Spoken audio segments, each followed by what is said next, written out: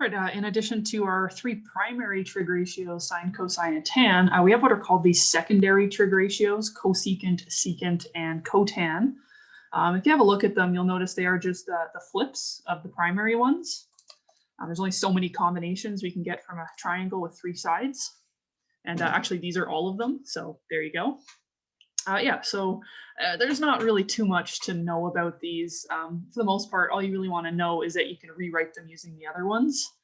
But we can go ahead and find our secondary trig ratios for this triangle here. It's another Pythagorean triple, three integer sides that follow the Pythagorean theorem. So I'm going to go and label my sides. I've got my opposite, my hypotenuse, and my adjacent. And yeah, just plug them in. There's nothing crazy here. So I'll have a cosecant theta is going to be, follow my pattern, the hypotenuse over the opposite, which will be 25 over 24.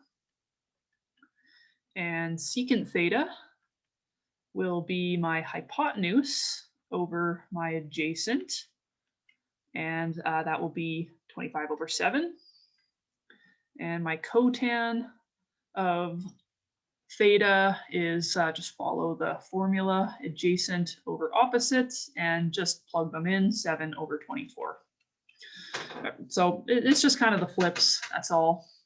And then you might get something like that, this question here. We're going to evaluate the cosecant of 78 degrees. So your calculator does not have buttons for cosecant or secant or cotan, but what we can use is these properties here. If we actually look at this, cosecant is just the flip of sine. Cosecant theta, so it's going to be 1 over. So in fact, all of these are just 1 over the other. And so that's how I can figure this one out. It's just going to be 1 over sine of 78 degrees, and I can plug that in my calculator. So I get that about 1.02. I'll round these to, let's say, 4 places. So yeah, that's kind of the gist of those. You may see them. There's nothing to be terrified of. Just flip the other ratios.